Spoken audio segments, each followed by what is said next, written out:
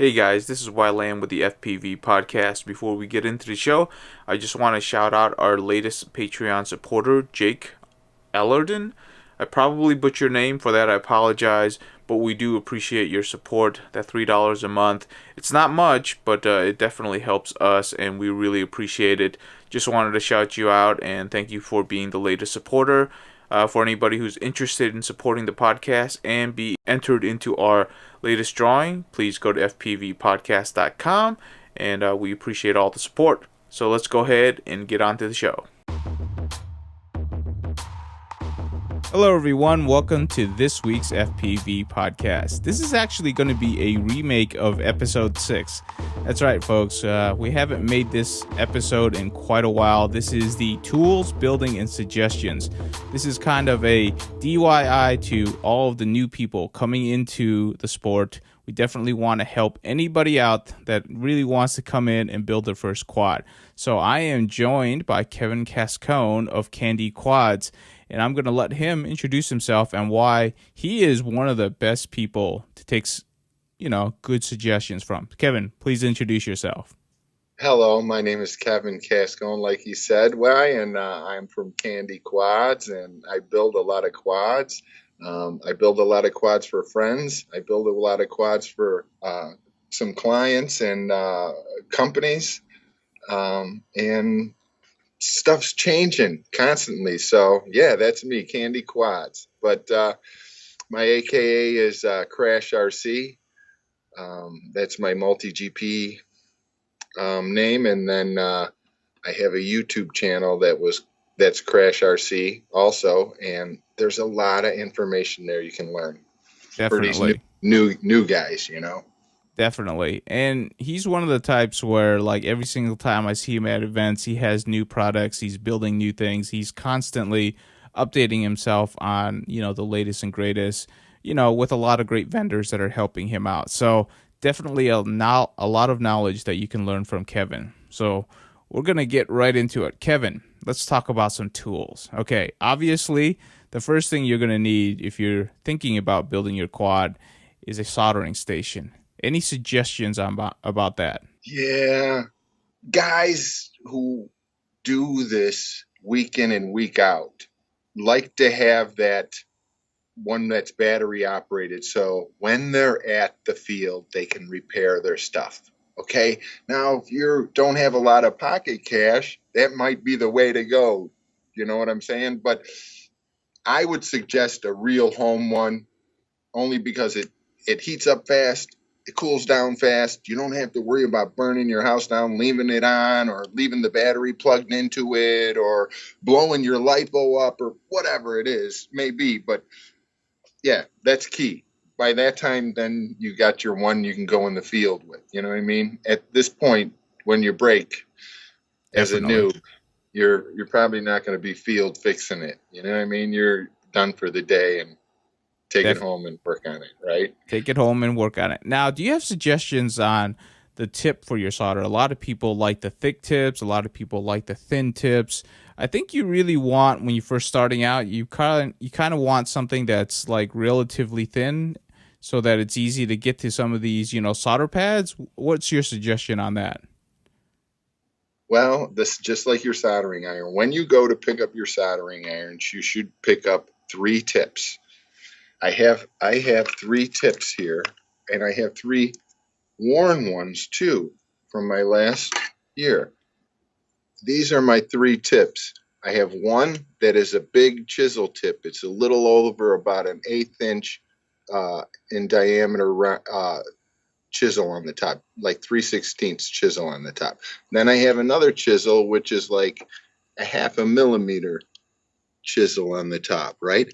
Then I have a pencil tip. Where is it? A pencil tip, which is just like what it says, a pencil tip. Now, when you're doing the XT60s, you're not going to be able to do the XT60s with a pencil tip. You're going to need this big old chisel tip to get that job done, or you're going to spend 20 minutes with this thing trying. No, it's just never going to work, okay? You could get away with the middle one, but again, that's my ESC one. This is the one I use for doing my ESCs. Like I said, it's about a little over a half a millimeter wide. And then I got my pencil for all the through holes and tiny pads. Right. So, I don't want you to spend a lot, but even if you got a cheap Weller, a $17 Weller that's pretty much just like this, and it plugs right into the wall, no home base station or nothing, you can get the changeable tips. It's just a piece of copper at that point, and you can make it whatever shape you want. Pretty cool. So, yeah. But for $70, an Hacko model FX888D, a Hacko model FX888D. It's just phenomenal, dude. Phenomenal. Yep. I'm on my second set of tips, but we're talking 3 years with this thing. I'm putting that tip in, I'm cleaning it off after, every I'm in and out of that brass brush. I'm in and out of that sponge all the time, and the plating on that tip wears off, and then the amperage goes up on your gun, and it's not doing its job anymore. It's not doing what it's supposed to do. Definitely. So after a few years, you definitely want to consider replacing the tips, which brings us to the next point. Now, obviously, you use the brass to clean off the excess solder or the old solder to make sure that you have new solder anytime you're actually soldering. But like the water for the padding, what is that used for? Well, I use it to cool down the tip. Okay. I run my Hacko at, I want to say it's set at 540, and that would be Celsius. So in Fahrenheit, that would be like 3 something or something like that. You know what I mean? So I'm running it at 540. So sometimes you get going your pad after pad after pad. You're doing a whole row of them, and your gun's getting hotter and hotter because you're constantly feeding it with this stuff. So you want to cool it down. I just cooled it down 30 degrees and I'm back again. Started, you know what I mean? Or you have to get a really tight spot, really in there between two chips or something, you know what I mean? You cool it down a little bit, you get it in there, and then let it heat up while it's in there. You know what I'm saying? I'm trying to explain it to you, but there's tricks, you know what I'm saying? I have a lot of videos on just soldering at Crash RC. Okay, so before we wrap up soldering, any quick tips for anybody that's starting out? I'm sure you've seen plenty of bad soldering jobs. So if it's your first time and you're trying to do a good job, any quick hit tips? You got to put something on your board. You can't be chasing it. You got to put something on your wire. You need helping hands, or if you don't have any of that kind of stuff, just lay things on top of it to hold it down. You can't be chasing your stuff. You need both of your hands. One's holding the soldering iron, one's holding the solder, right? So you can't be trying to hold the wire while you're trying to hold the solder in the thing. You know what I mean? It just can't happen. But a lot of times, if you tin the wire and you tin the pad, you can then take the wire, and instead of having the solder in your hand, you have the wire in your hand, or a pair of tweezers holding the wire. You lay the wire on the pad, touch it with your soldering iron, count to 3, 1, 2, 3, lift it off, it's done. And you'll see it happen right in front of you. Definitely. 540, make sure that's a little hot for a lot of people. But I've seen people running it at 700, and yeah, so 540 is good. 540 is good. All three of my tips. Yeah, definitely. Just keep. Great tip for him is that you definitely want to tin your wire, especially if you're going to be soldering onto a big pad, because then you can put on a big glob of solder, and then whenever you touch that tip down, it'll just melt right into it. It makes things a lot easier. Wind your wire, because the whole reason you do that is so that you tin it, right? And it doesn't just go, and now you're trying to put this on a pad. And what happens is this little stray jumps over from your negative to your positive, and when you go and you plug it in, you get the magic smoke. Yeah. You don't see that little wire. It's the size of a hair, but it's jumping over. And that's enough, right? It's That's enough. always enough. Oh, yes, it's enough. The smallest little thing. Yeah. So, helping hands, like you said, that's another great tool to have, which is basically little pincers that will help hold your wires so that you can free up your hands. Definitely very useful to have. Hey, show me your solder sucker. That's actually a very useful tool to have too. Yeah. Here, I got two of them. Again, just like I said, for different size jobs, but this is a solder sucker. And what it does is it's a plunger, really, and you push in and it locks down. And on this end, you put it on your pad of whatever you're trying to suck solder off of. So let's say you're sucking solder off the point, you get it on that pad while he's molten, and then you hit this button and it sucks the solder off the pad or your mistake or whatever it is. I do this like if I'm taking a board off, a whole board off, and I'm gonna just put a new one in. Nothing's wrong with it, but I'll clean it all off. It's hard to see, but let me see if I can crank this light up. But I'll clean it all off and get it all tinned up for the next guy, or if I'm going to use it again. You know what I mean? I'll suck all the solder off, get it all cleaned up, clean the board with alcohol, and get it all prepped so I know that it's good. And I'll throw a garbage one in the garbage so it's not laying around. 60-40 solder is what I use. I know Joshua Bardwell and everybody are using this newer one. And when I run out of my roll, I'll probably end up trying it. It's a different blend, but this is what people have been using forever. Just don't use plumbing solder, okay?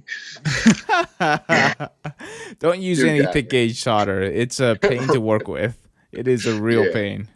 right. So definitely good advice there. Okay, besides the soldering iron, to build your first quad, what else do you need? You definitely want a good pair of crimpers to be able to like take the rubber off of the wiring, or just to be able to cut your wiring. Those are very useful. Yep. This is what came with my soldering iron. Some of these soldering irons have, like that Hacko I bought had a special deal, and it had this inside the box.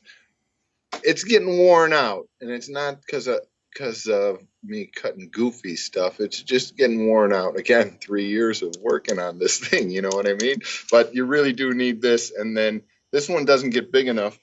So for like the 14 gauge and whatever, I use pair of a regular pair of wire cutters. You know what I mean? This will go up to a 10 gauge or something, 8 gauge. But I use the 12, 14, 16, 18. And then here is for all the Futaba and smaller wire. We're actually kind of lucky because, like, when we first did the first episode, like 2 years ago, a lot of stuff was still really hard to, get working together. Nowadays, like, flight controllers, PDBs, and ESCs, they're all kind of all in one nowadays. There's a whole lot less to solder. But what we're finding is that the pads are getting a lot smaller. So it's actually harder for you to solder some of these up. So you have to be more precise. That's the problem that I'm seeing nowadays. Have you seen Yeah. this? Well, the boards are getting smaller too. I mean, now we're working with 20 by 20 boards. No longer by the 30 by 30 boards. Guys are running 5-inch quads off of 20 by 20 flight controllers these days. Their whole craft weighs like 190 grams without, I mean, they're ultra light, swinging heavy motors and heavy props. And yeah, it's fun. It's fun. And now with the battery limitations lifted, oh my God, I can't wait. This is going to be crazy, man. It's like I hear Kevin building a lot of new quads for all those people moving up to 5 and 6S. That's all I'm hearing.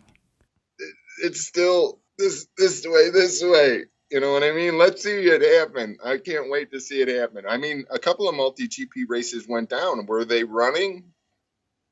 I'm not sure Um, yet, But that's a different subject. Let's get back on track here. I'm with All you. I'm right. getting on track. All right. So, soldering, helping hands, some crimpers, anything else you use on a regular basis. You're right here at your tool stations. What else do you use on a daily basis? My 2 millimeter wrench for sure, Definitely. a prop wrench, right? You need to have a prop wrench, and my 2 millimeter. These are the main. Not a lot of guys are using. What is this? 2.5. This is the next size up. This is those socket head screws. You know what I'm talking about? The ones Right. that are a little thicker.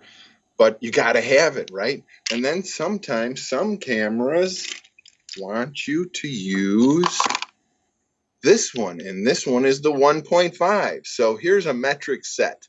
Okay, so I have this on my bench, and I have it in my bag, so that in the field, if anything goes wrong, I at least got this to get me going.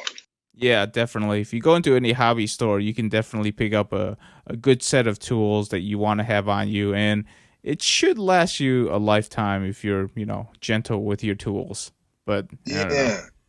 Yeah, I don't want to push. I'm not don't want to clone type thing, but if you buy shitty tools, the ends they strip off. The tools strip out, and yes, you will be in 6 months. You'll be like, your number 2 does not work anymore because the tip just up. You know what I mean? So you really got to get a quality tool. Sometimes Harbor Freight is not the place to go for what you need. Sometimes it is. Like if you need 6 of something and you know it's going to break 2 hours after you start using it, that's the place to go. But okay, where are you at? Wait, I'm with you. I'm trying to follow you. All right. Any other tools you want to talk about before we move on? Um, a meter is nice. A meter. Oh, yes, definitely. Okay. A voltage meter. This you can test continuity. You can test for shorts. You can test ohm your motors out to see if you got something going on there. You can do a lot with this thing, and it beeps. So you don't have to be. You could be over there in the corner, and you could be testing, and when you got something wrong is when it beeps. If you're checking all the negatives, and you're holding a negative, and you're a negative, negative, negative, negative, negative, and it goes beep on a negative. Well, that negative is screwed up. All right. I'm just giving you a little learner. Okay. Give me a rundown of every options that you use on your meter. Usually DC and continuity. Okay, so DC just to make sure that you have your positive and negatives correct. Right. Okay. Right. Or I can check if like on a PDB. Where's a PDB? Oh, I just showed you one. But here's a PDB, right? This PDB has 9 to 27 volts in, which is a 3 to 6S LiPo, and it has a 5 and a 10 volt BEC on board. So I could plug in a LiPo into this, okay, and then test those pads that they're giving out 5 and 10 volts respectively, like it says it is. If it's not, something's screwed up. And that happens a lot of times. People, putting their VTX on it, and it's fried, and now it's putting out battery voltage, or it's not putting out anything at all. That is a good thing to check, definitely. Or just buy stuff that'll take 4 to 6S. That's what I say. That's all I buy nowadays. It's like I could plug it directly to a battery. It saves a lot of time and a lot of headaches. But that's an aside. Okay, what about the other one? Ohms. So like a motor has 3 separate windings. Okay, it's like a 314. So there's the 3 wires that are coming out of your motor, right? So you can check. You can also check continuity to see if it's your motor screws are shorting out too. You know what I mean? It's just another thought. You could touch each of those screws and touch your carbon somewhere. And if you're getting continuity, something's going through your motor is touching the winding or whatever. You know what I mean? But ohms is, this one's a tough one. I only use it to measure the resistance or the ohm reading between the 3 poles. So if one pole is way off from another, like I know the motor's bad already, and I'm checking it out. You know what I mean? And one will be like 300 ohms and 300 ohms, and one will be like 180 or something. So I know something's screwed up in that winding. There's a break in the wind, or it's not making full rotation back and forth or loop. Right. So basically, you're checking to make sure that motor is actually going to be performing as well as the other ones, because that's going to really hurt you, or it might actually knock your quad out of the air. Yeah, I mean, if you get a motor too hot, it could melt that coating and then cause a short. That's usually what happens. Is back in the day, the motor you'd crash, and the motor would be banging against the ground, right? Still armed, and that ESC is getting hot, and it's saying go, go, go, and it keeps pushing voltage to that motor. Motor says, I'm trying to go and I can't go, and now those coils turn glowing just like if you were welding, and then smoke. And there goes $25, and then you go buy a Yeah, new motor and probably a new right. ESC. So Yeah, but we're talking noobs. They got $9.99 motors now. DYS, run them. $9.99. Hey, Right. you know what? When you're new to it, it's not that bad. $40 For, and you get a for sure. 4 motors. It's not bad at all. T-Motor has what's called the Air 40, and it's $50 for a set of 4 motors, and they're smooth. They're smooth. You don't want to crash them a lot of times, but they're smooth when you get them. Smooth when you get. Okay, You want so something bulletproof? You get the Brother Hobby T1 2600, 2206, 2600 kV or 2300 kV. Those things you could just beat. hey, you know what? That's a good tip right there. They're actually It very is. tough It is a motors. tip. I know if they don't watch the whole video, they're missing out, because people are throwing those on clearance, and I'm buying them up. That's a good idea. I got a few buddies who has like 10 sets of those, and I'm like, holy cow! And some of them are really old. They're still running. I'm like, okay. That's what I think. I think maybe they went up to a bigger one, but that's what DRL's running too, and Hmm. they're running the Moto Lab flight controller, which is again my favorite. I mean, the Cyclone is my favorite board. Um, All right, so let's go ahead and get into build, because we're practically talking about it anyways. So let's do our favorite segment, because everybody likes buying stuff. That's just how it is.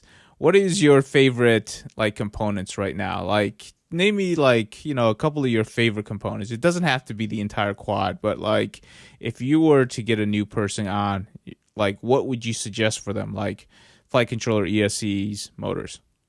it's all so good right now. I mean, beta flight, race flight. I'm not a KISS guy. I don't fly KISS, never have.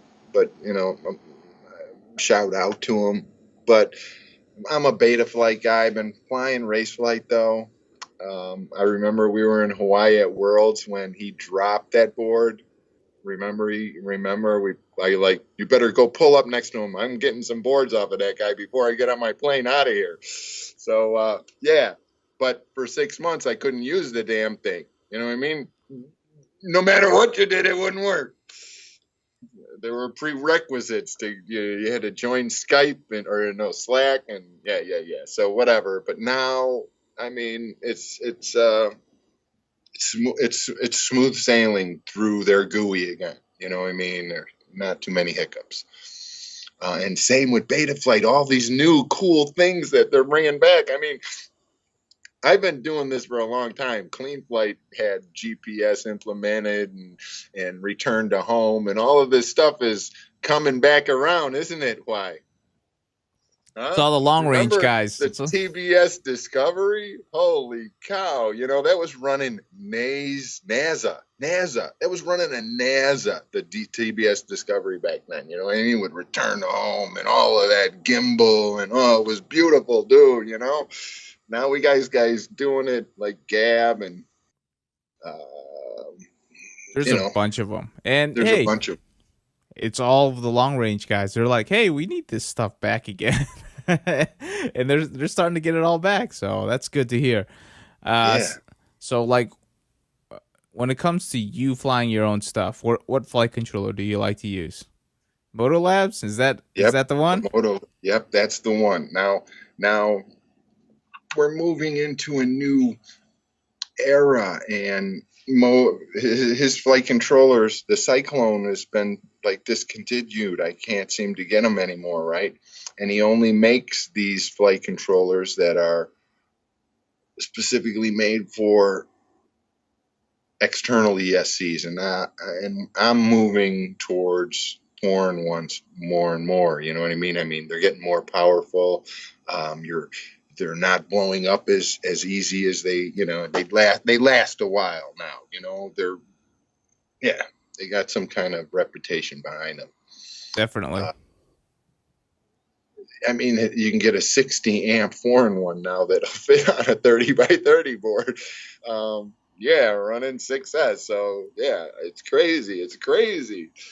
They got 40 amp ones for the 20 by 20 boards. So Cyclone. I'm a fan of the board. Here's a race flight board.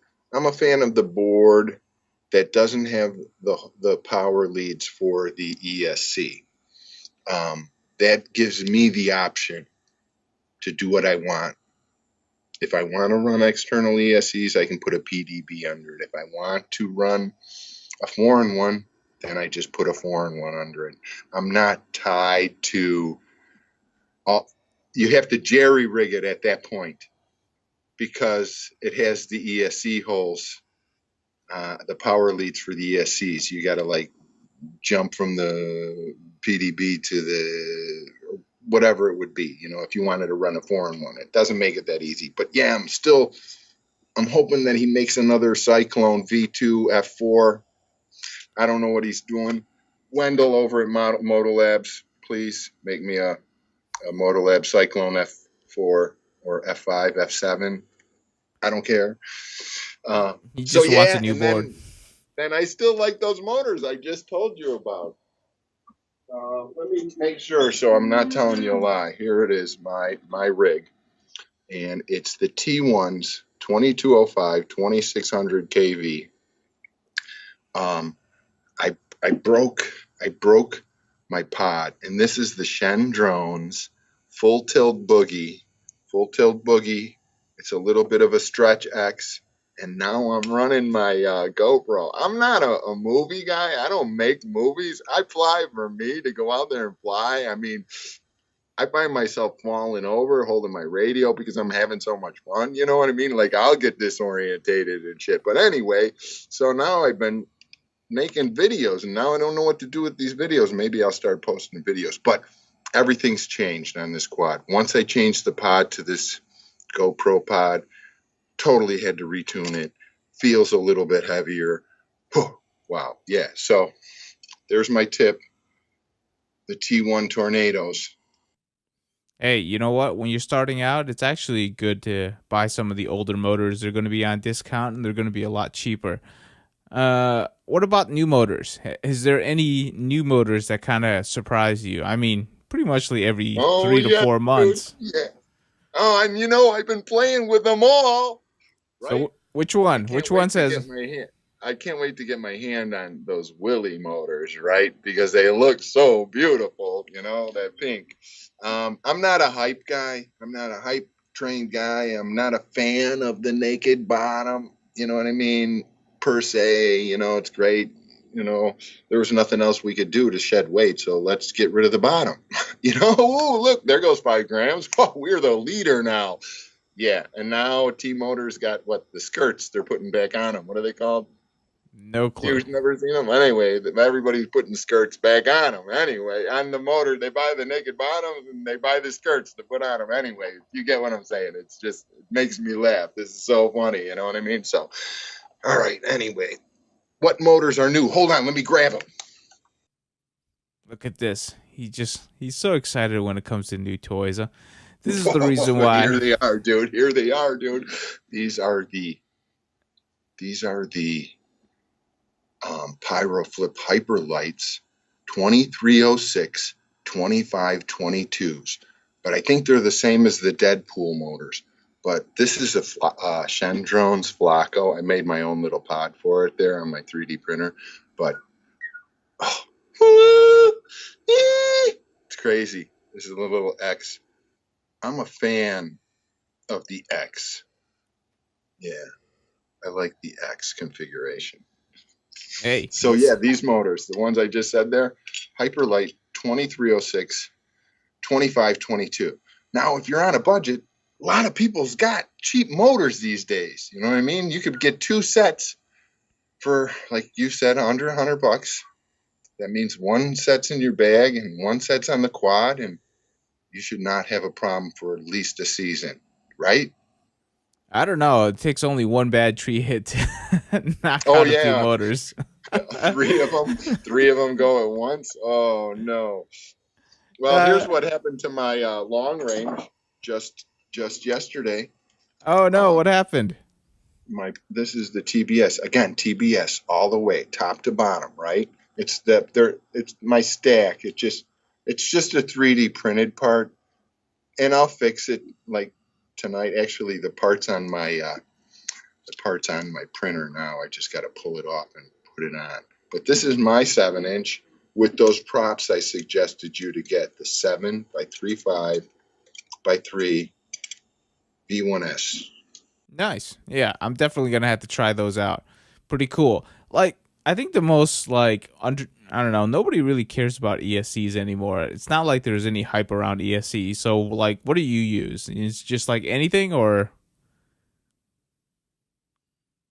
No, not anything. It has to work. It has to have a BEC in it for me to try it.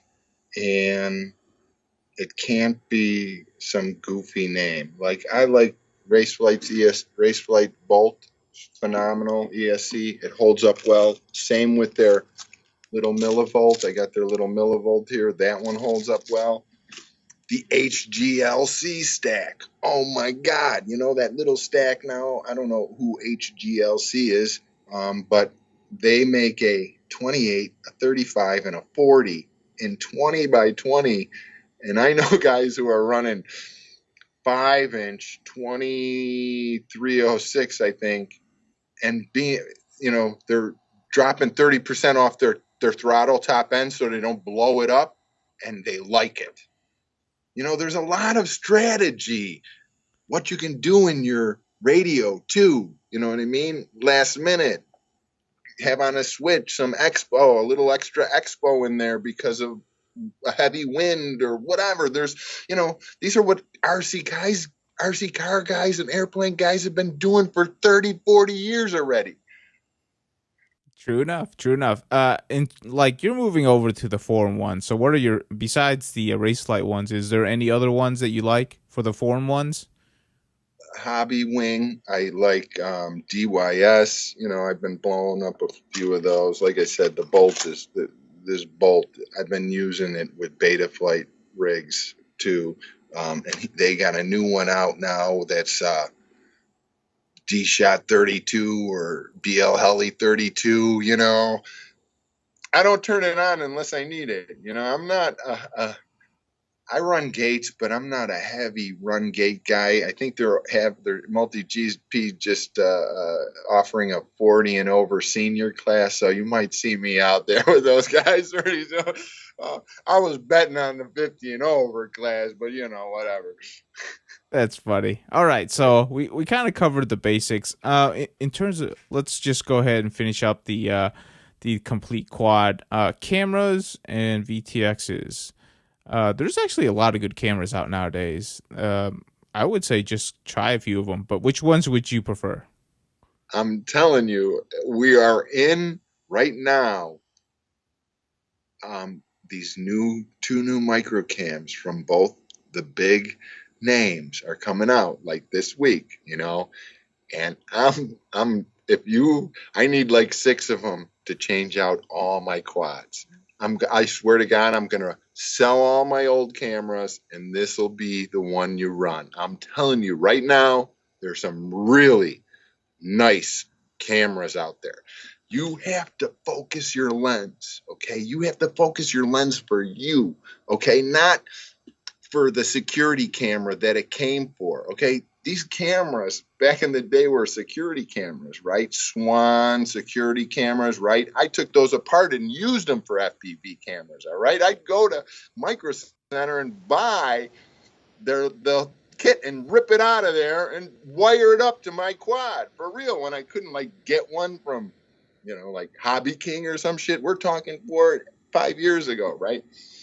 So the cameras right now, this Predator and the Eagle micros is like a huge step forward. But put your time in to focus that thing. Put your time in to set the internal OSD for the camera.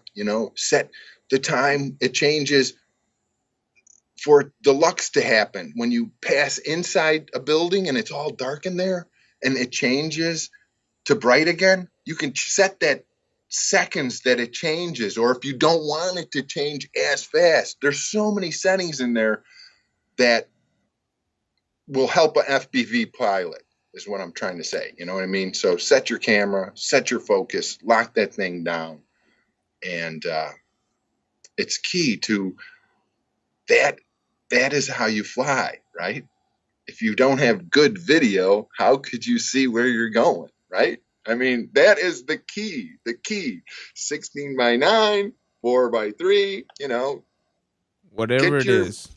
Well, 16:9, that cinema thing, you don't see as much in front of you.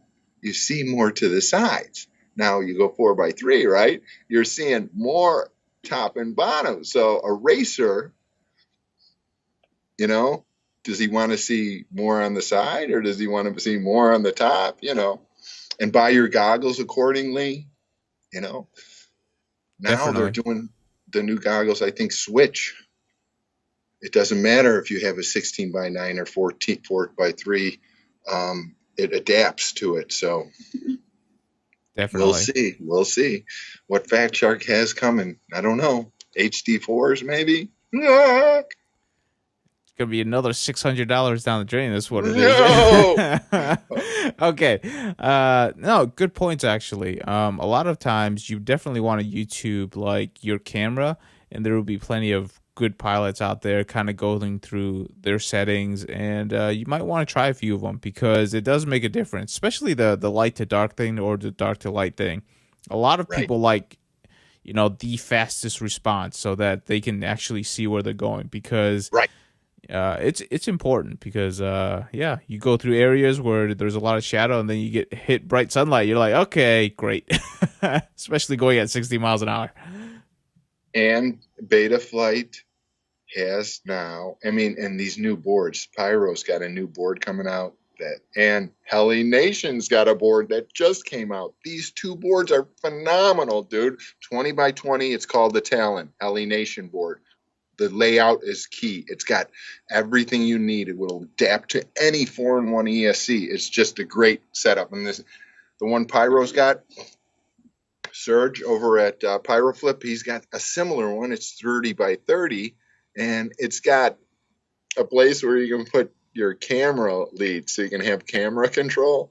So let's say you set up in your Betaflight so you can have a parking garage setting, you can have a bright sunlight setting, you could have whatever, like 3, 4, 5 different settings so that when you get into that area, so you're going to the parking garage tonight, but it's a little dark and neon light, so setting number 4, click, boom, your camera's on setting number 4. It's set up perfect for the parking garage. You don't have to pull out the little, I don't have the dongle right here, but I have a little dongle that you can, you have to plug into the OSD of the camera and go click, click, click, click, click, click, click, click, click, click on the little thumb button to get through, I know exactly what you're talking about. It's actually a big pain. A lot of times I don't want to deal with it because the camera leads, they're buried underneath like already your quad, and you'd have to take off your top plate, bottom plate, whatever plate that you have, and then you're gonna have to get in there with your little tweezers to plug it in. It's a pain. Right. Right. No, do it beforehand. That's why I really like my Tango, is I can do it all beforehand right there on the Tango, then install it into my quad, and it's all done. That's why I like Tango too. This is my Crossfire long range. Oh, I want that stand. You're printing me out that stand because You got that it. is an Print you, annoyance. no problem. Okay. It stands it up perfect, dude. I gotta have one. It's been annoying me, man. I actually Yeah. use a roll of duct tape, and then I put I'm the crossfire into the roll of duct tape. This is Anyways, beautiful. I love that. Yeah, I Yep. definitely need one of those. Okay, we'll talk afterwards about this. Okay, let's go ahead and start wrapping up. In terms of suggestions, okay, this podcast is specifically for new people coming in. They did their research. They got all their stuff. They're about to sit down and build. Any quick suggestions for them before they start building this thing out?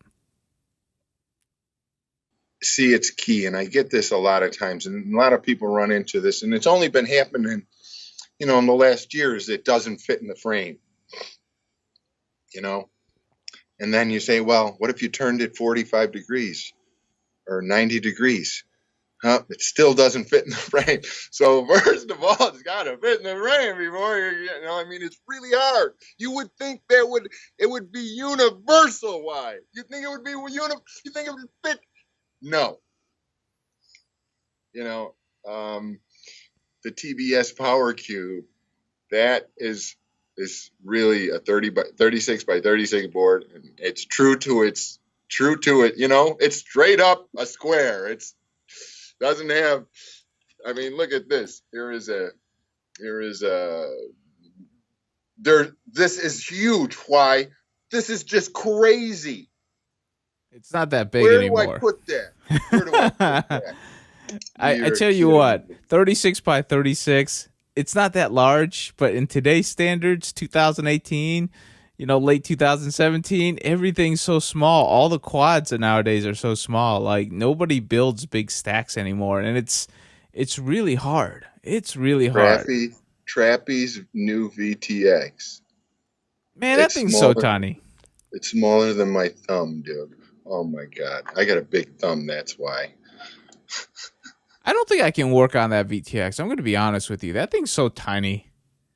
And it's not for you. It's not for you. It's for a racer. Why? You will still be using the Unified Pro HV because you want 800 milliwatts. You definitely want. That's the first thing I would do on your Vendetta is like click that bumper to 800 milliwatts and just yeah. It's like blow out 2-3 channels, and it's like, hey, I warned you. No, you're right. Definitely buy equipment for what you want, your intended purpose. I would say, your first quad, you probably don't want to build a racing quad. You don't want to build an ultralight. You want to build something that's very easy to build, something with a lot of room in it. 30 mil spacers from your top plate to your bottom plate. Plenty of room for you to wiggle around and move around, because like some of these ultralights, the hyperlights and stuff like that, like, you're right. I see people like stuffing it, and it's like, okay, I guess that works. No, that is definitely not your first drone. You don't want to be buying a floss with hyperlights as your first drone. Okay, it's got pencil thin arms, and it's got these big motors out on the end of them, and they just want to snap like twigs. Why? Okay, and they do. That's for a more experienced pilot. You want the thickest bottom plate you can get, and I suggest one piece. One piece.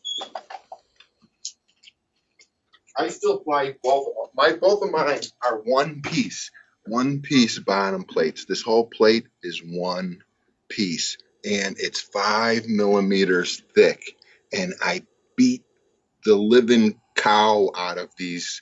The ends are so worn off on all the corners. They're just, see, it's not square anymore. It's just like I used it to like file down something. But 5 mils. What frames actually has 5 mils nowadays? That's a thick piece of bottom plate. Andy, and they're resilient.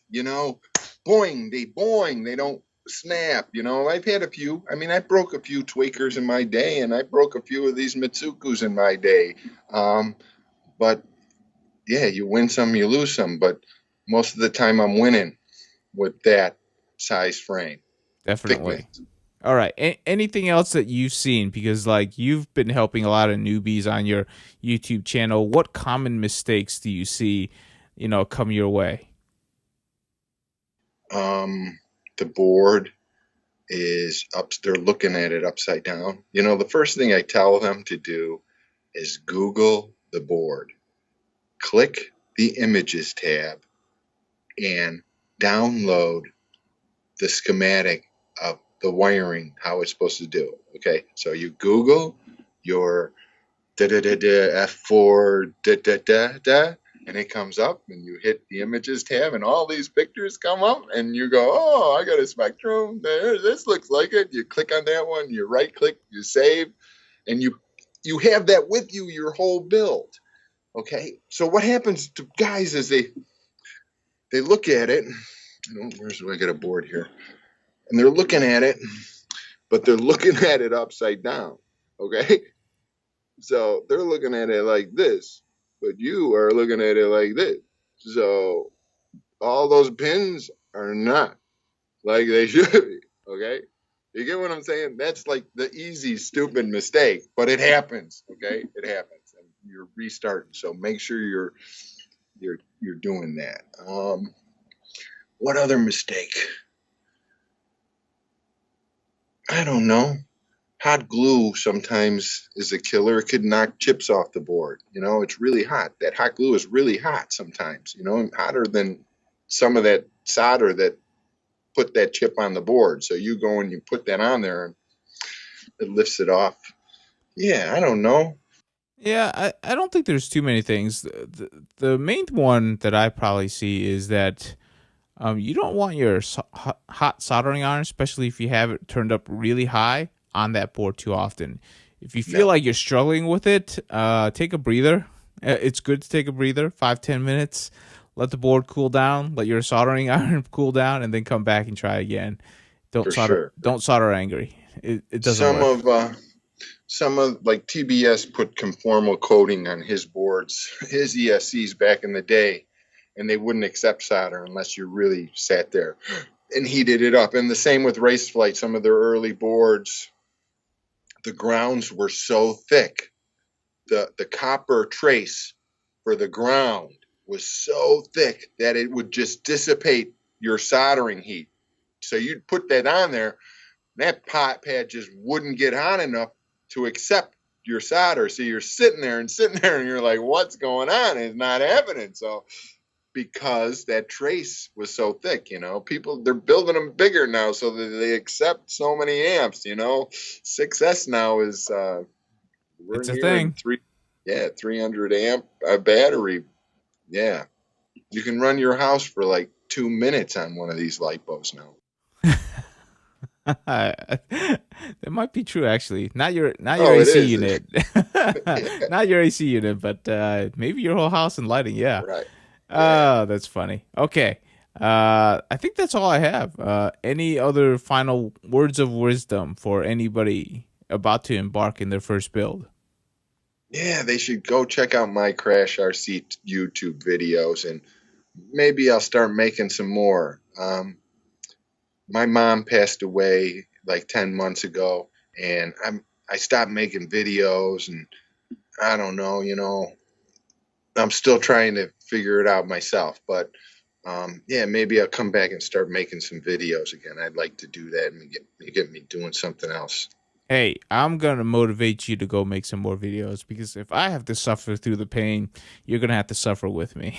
Yeah, I'll yeah, come over and that watch your videos. it makes me happy. I mean, it's been a long time since I did a video, and when these guys leave messages and stuff on my YouTube, it makes me feel good that I'm helping people out. I mean, and these are people noobs. I just received a box in the mail. Some young kid from Kentucky. I was going to have him get in touch with Andrew, maybe Andrew could have helped him out, but he sent me his whole quad. He was fed up. He's fed up, right? He's like, doesn't know what to do. And this isn't the first time why I'm IT for or technical support for Heli Nation. You don't know how I fix people over the phone and just try to make wonders happen. So this kid sends me this box in his mail, right, with a $20 bill. He's like, please help me, right? He's got these box goggles. He's got this really cheap flight radio, and he's got this quad that looks like it's been through World War II, literally, dude, for real, And I take it in, like little puppy, and I got it on my bench here, trying to help him out. And I nursed this puppy back to health. He blew the 5-volt regulator on the flight controller, and I bypassed the Unified Pro to the main power and powered the camera from that. And yeah, so I'm getting him back in the air so he doesn't have to spend no money, Who knows how long it'll last, but I just shipped it out to him today. So hopefully he'll have a good weekend. You're a good man, but you should have videoed that because that would have been a great story right there. That's right, a good story. Well, yeah. So that's how it is. Why he's got a really nice flight controller in there. He blew the 5-volt regulator output on it. So I figured a workaround to get him back in the air, and he's back in the air. He's back in the air. Pretty cool, man. All right. Yeah. Definitely. You should definitely start making videos again. It's always fun. And I think there's a lot of people that can benefit from your knowledge. Yeah. Kevin, thank you so much for the time, man. It's always great to talk to you. If people want to find you out on the internet, so where can they find you to get suggestions, help? I'm on Facebook as Kevin Cascone, and I have my little store. It's candyquads.com, and I sell little trinkets and my quads out of there, quad equipment. And then for all the noobs who want to learn a little bit about soldering and this and that, doing their first board, Crash RC on YouTube, there's a lot of information there. Don't do my live streams because you don't have to watch any of my live streams on there, but they never quite worked out. My internet just wasn't fast enough for me to do what I wanted to do. It was always a big hiccup. So watch the videos that are actual videos, and there's a lot of information. I appreciate it.